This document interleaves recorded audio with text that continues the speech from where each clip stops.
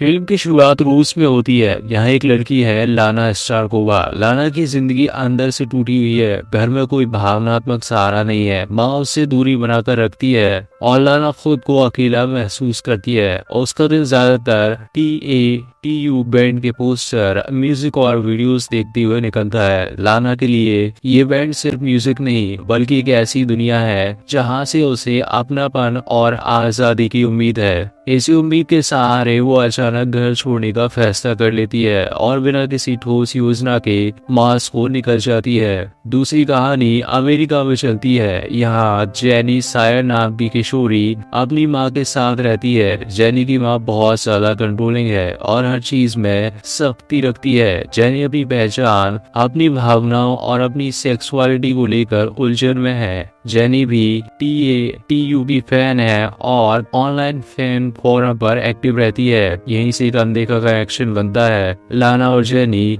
एक दूसरे को नहीं जानती लेकिन दोनों एक ही फैन वर्ल्ड का हिस्सा हैं। मार्स को पहुंचकर लाना की मुलाकात एडवर्ड निकेतिन से होती है। एडवर्ड एक लोकल लड़का है जो अंडरग्राउंड लाइफ स्टाइल में जी रहा है। वो लाना को कुछ समय के लिए रहने की जगह देता है लेकिन उसकी दुनिया ड्रग्स, अवैध कामों और रोज के खतरों से भरी हुई है। लाना इस माहौल में धीरे धीरे ढलने लगती है लेकिन उसे एहसास होने लगता है कि जो जिंदगी उसने सपनों में देखी थी वो असलियत से बहुत अलग है। एडवर्ड लाना को यान से मिलवाता है। यान एक चालाक और खतरनाक आदमी है जो ह्यूमन ट्रैफिकिंग और गैर कानूनी सौदा में शामिल है। शुरुआत में लाना को लगता है कि यान मदद कर रहा है लेकिन जल्दी साफ हो जाता है कि उसका इस्तेमाल किया जा रहा है। लाना की हालत दिन ब दिन खराब होती जाती है और उसकी आजादी लगभग खत्म हो जाती है। उधर अमेरिका में जेनी अपनी माँ से झूठ बोलकर एक ट्रैवल प्लान बनाती है। उसका मकसद है रूस जाना और TATU के कॉन्सर्ट तक पहुंचना।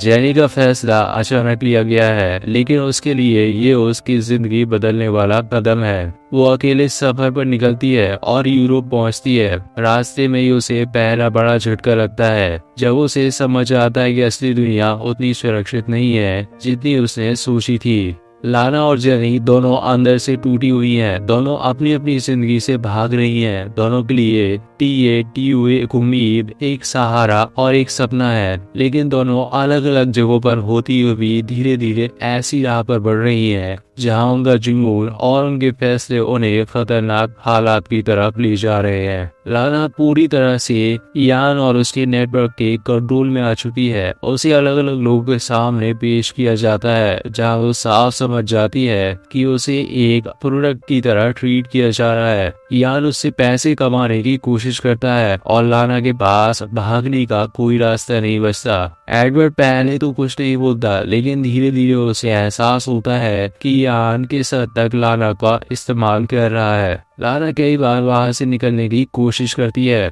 लेकिन हर बार उसे डराया जाता है या रोका जाता है। इसी दौरान लाना को पता चलता है कि रूस आने का उसका फैसला कितना गलत साबित हो रहा है। उसका सारा सपना, आजादी, म्यूजिक, कॉन्सर्ट सब पीछे छूट चुका है। अब वो सिर्फ एक जगह से दूसरी जगह घुमाई जा रही है। एक मौके पर लाना को जबरदस्ती ड्रग्स दिए जाते हैं ताकि वो कंट्रोल में रहे और उसकी हालत बिगड़ने लगती है। उधर जेनी यूरोप से होते हुए रूस पहुंच जाती है। उसके पास बहुत कम पैसे हैं और कोई भरोसेमंद सहारा नहीं। वो अजनबियों की मदद लेती है, हॉस्टल में रुकती है और इधर उधर काम ढूंढने की कोशिश करती है। जेनी कई बार गलत लोगों के संपर्क में आ जाती है लेकिन किसी तरह बच निकलती है। उसे धीरे धीरे समझ आने लगता है कि वो भी खतरे के बहुत करीब है। जेनी TATU से जुड़ी किसी भी जानकारी को पकड़ने की कोशिश करती है, पोस्टर, अफवाह, लोकेशन। इसी चक्कर में उसकी मुलाकात कुछ ऐसे लोगों से होती है जो कॉन्सर्ट टिकट के नाम पर ठगी कर रहे होते हैं। जेनी उनसे बच जाती है लेकिन उसके पैसे और समय दोनों बर्बाद हो जाते हैं। इसी बीच एडवर्ड और यान के बीच टकराव बढ़ता है। एडवर्ड लाना को छोड़ देने के लिए यान पर दबाव डालता है लेकिन यान साफ मना कर देता है। एक झगड़े के दौरान यान एडवर्ड को धमकी देता है कि अगर उसने ज्यादा दखल दिया तो अंजाम बुरा होगा। लाना ये सब देखती है और समझ जाती है कि यहाँ कोई भी उसका सच्चा सहारा नहीं है। लाना एक बार फिर भागने की कोशिश करती है। वो एक जगह से निकल भी जाती है लेकिन यान के लोग उसे पकड़ लेते हैं। इसके बाद उस पर और सख्ती की जाती है। यहाँ फिल्म साफ दिखाती है कि लाना अब पूरी तरह फंस चुकी है। लाना की हालत अब बहुत खराब हो चुकी है। यान उसे लगातार एक जगह से दूसरी जगह ले जाता है और उस पर पूरी तरह कंट्रोल रखता है। एडवर्ड को साफ समझ आ जाता है कि अगर वो अब भी चुप रहा तो लाना को कभी आजादी नहीं मिलेगी। एक मौके पर जब यान लाना को बाहर ले जाने की तैयारी करता है, एडवर्ड उसका विरोध करता है। दोनों के बीच जोरदार झगड़ा होता है। इसी दौरान लाना को भागने का मौका मिलता है। लाना वहां से निकलकर सड़क पर पहुंचती है। वो बिना किसी प्लान के बस भागती रहती है। दूसरी तरफ जेनी भी उसी शहर में भटक रही होती है। जेनी एक भीड़ भाड़ वाली जगह पर जाती है जहां किसी इवेंट या कॉन्सर्ट की तैयारी चल रही होती है। वहीं पर लाना और जेनी पहली बार आमने सामने आते हैं। दोनों एक दूसरे को नहीं जानती, लेकिन हालात देखकर एक दूसरे की मदद करने का फैसला करती है। कुछ ही देर में यान के लोग लाना को ढूंढते हुए वहां पहुंच जाते हैं। जेनी समझ जाती है कि लाना किसी बड़े खतरे में है। वो लाना का हाथ पकड़कर उसे वहां से निकालने की कोशिश करती है। दोनों भागती हैं और भीड़ का फायदा उठाकर कुछ समय के लिए बच निकलती हैं। इसके बाद दोनों किसी सुनसान जगह पर रुकती है। यहाँ लाना जेनी को अपनी पूरी हालत बताती है, कैसे उसे रूस बुलाया गया, कैसे उसे झूठ बोला गया और कैसे वो फंसती चली गई। जेनी भी अपनी अनकही बताती है कि वो सिर्फ एक सिंगर को देखने आई थी और कैसे उसकी यात्रा डर और असुरक्षा से भर गई। इसी दौरान यान फिर से लाना तक पहुंच जाता है। वो लाना को जबरदस्ती वापस ले जाने की कोशिश करता है।